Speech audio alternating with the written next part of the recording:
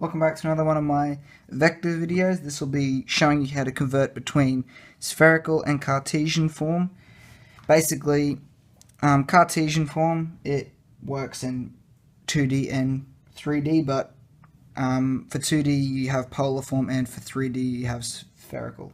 So I've put 3D down there to make sure you understand. Anyway, now we're going on to it. So, just like in the previous video that I did on polar and Cartesian, this will be spherical and Cartesian. So spherical, I'm just going to write with SPH. That is when you are dealing with your magnitude, you're dealing with theta, and you're also dealing with another one called the azimuth. Which, because that now, not only have you got a magnitude, and then you've got a direction in the y and x plane, but then you've got another direction in the coming out of the z plane. Okay, and I'll show you a bit about that. I've explained it, what they sort of look like in the previous video, but on 3D, on vector components, 3D. But this one, I'll be showing you how to use some of the equations. And over here we have Cartesian. Cartesian, that's bad R, but still an R. And we'll be focusing on X, Y, and Z. I'll be labeling them RX, RY, and RZ, which means that'll be the X component of R, that'll be the Y component of R, and that'll be the the Z component of R, which means they're the components of the magnitude. Anyway, let's get right into it. So, spherical. Okay, so that R equals the square root of x squared plus y squared plus z squared. Okay. Cosine of theta equals x on square root of x squared plus y squared. Sine theta equals y on square root of x squared plus y squared.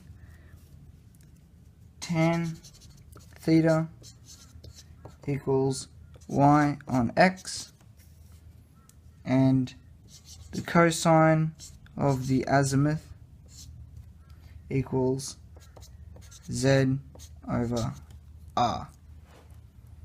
Okay.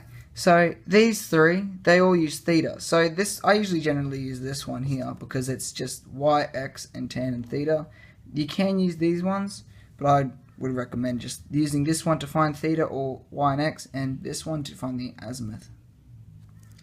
Okay.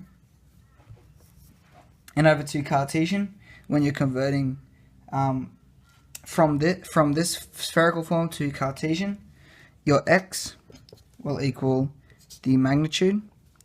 Some people write it with lines, probably should, multiplied by sine of the azimuth, multiplied by cosine theta, and then their y component is made up of the magnitude of r sine theta multiplied by sine of the azimuth, and the z equals r multiplied by cos of the azimuth. Okay, so that's a lot. Let's just get into it because we're already a bit behind in time. So, example 1. We are doing Cartesian to spherical. So we're given, I'm going to write it in vector notation. So we have our vector A, which is equal to AX, AY, and AZ, which means the component of the X component of A, the Y component of A, and the Z component of A. We're going to say that's equal to 4, 3, and 7. So we have our X, we have our Y, and we have our Z. Okay, so if I was to draw that, that would look like roughly, we'd be going in the x direction. This is our x, this is our y, and this is our z. We'll be going this way about 4, so that's about here.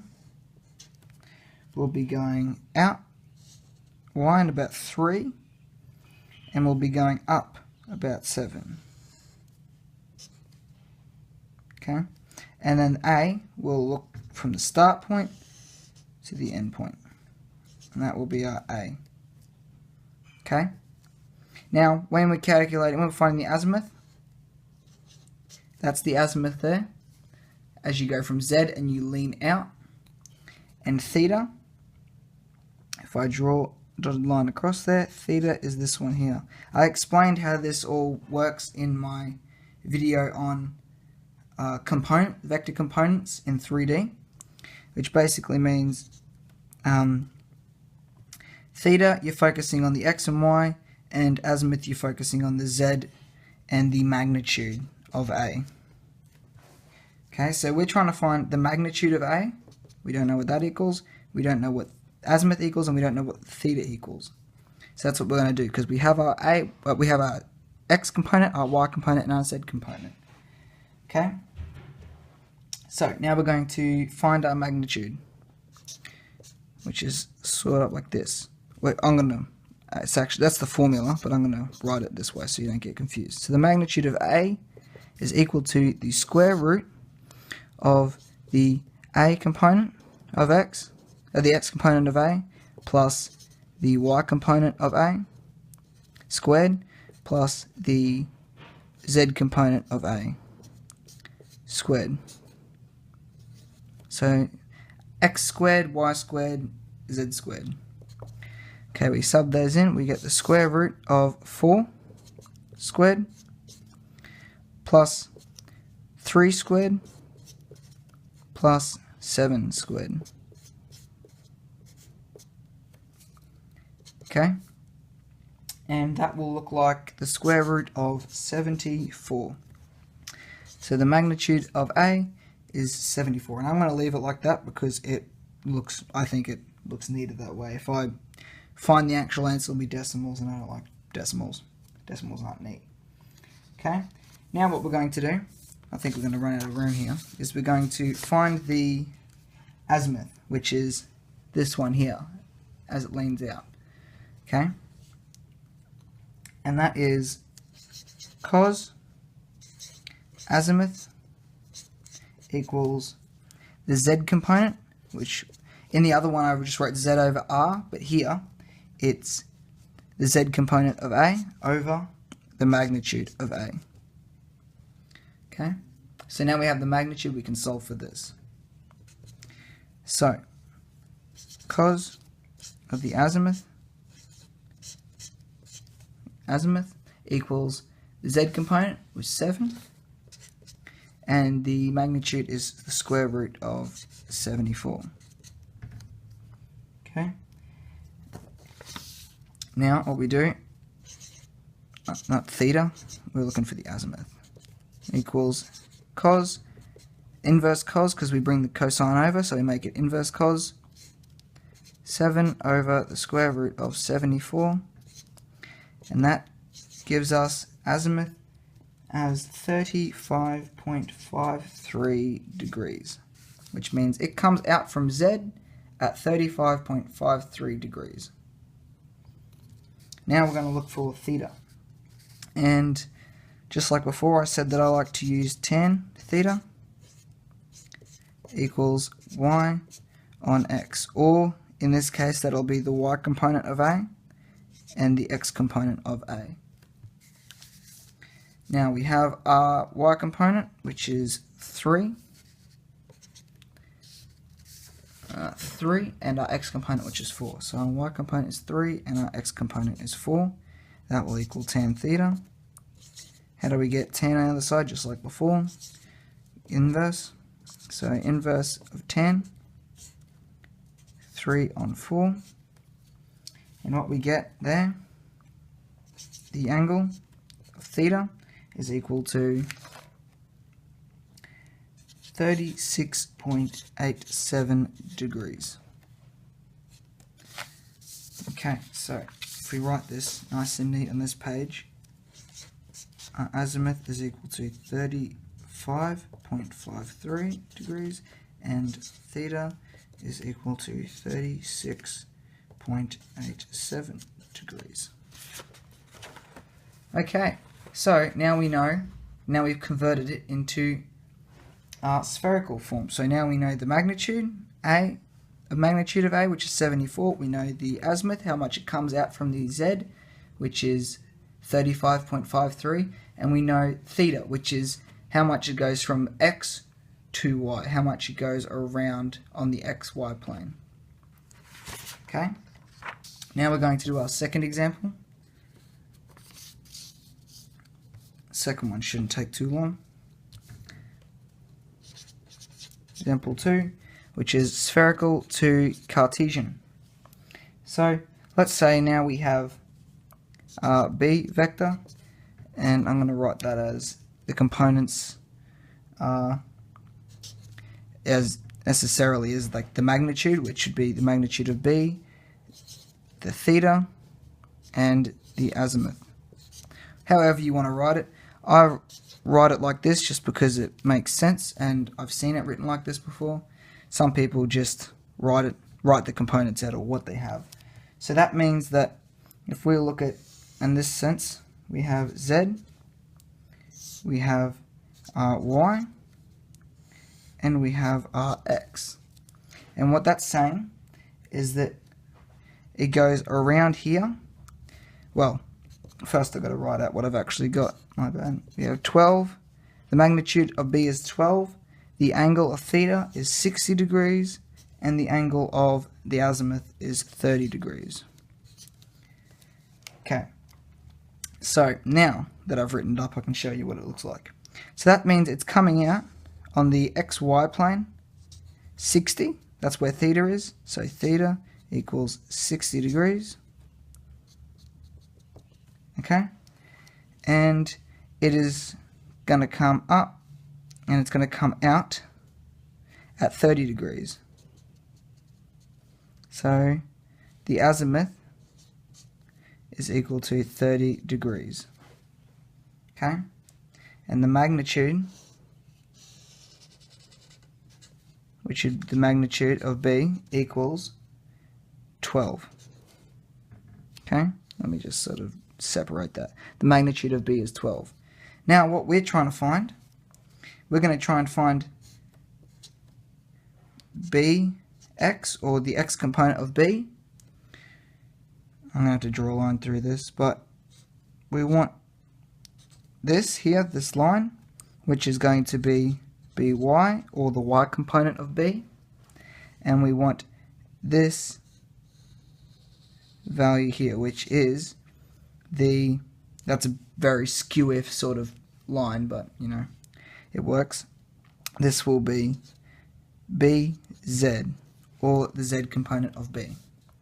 Okay, now let's do that. Well, we know that Bx, or the x from the previous page, equals R sine the azimuth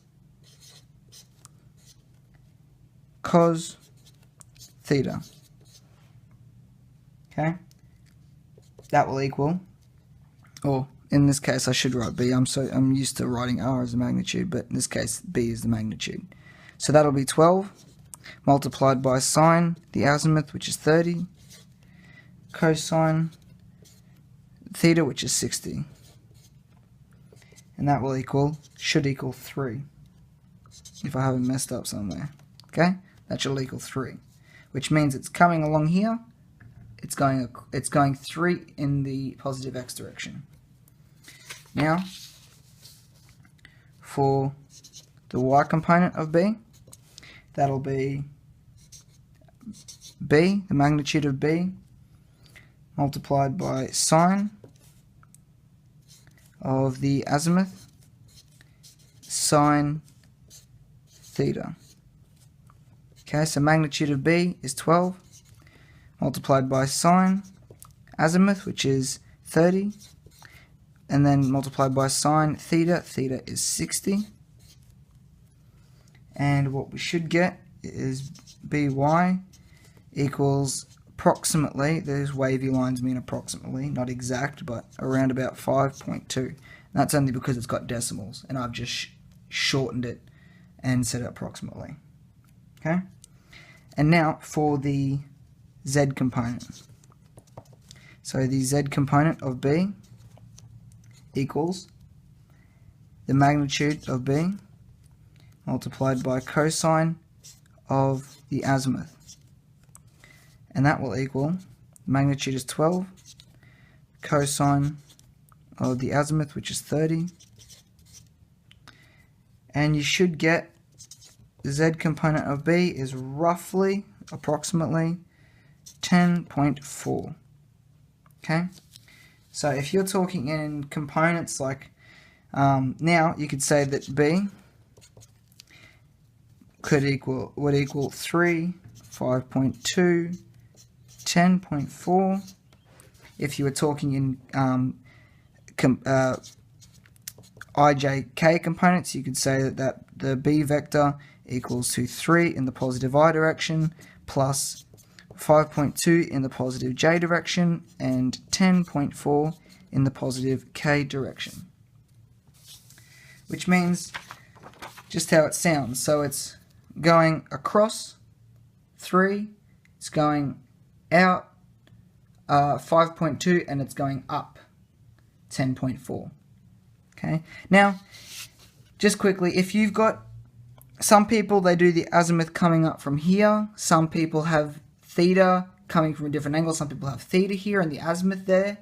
Whatever works. It's just all trigonometry. So if you had the azimuth here instead of here, the equation to find the z component would be sine, because you're looking for the opposite. But because the z component would be the adjacent here, the height, you would just use cosine, because cos focuses on the adjacent and the hypotenuse, whereas if it was here, it'd be focusing on the opposite and the hypotenuse. So depending on how you're taught, it varies, but this is how I got taught, and this is how I'm going to show you. So hopefully I showed you roughly how it's done. Thanks for watching, and I hope you have a good day.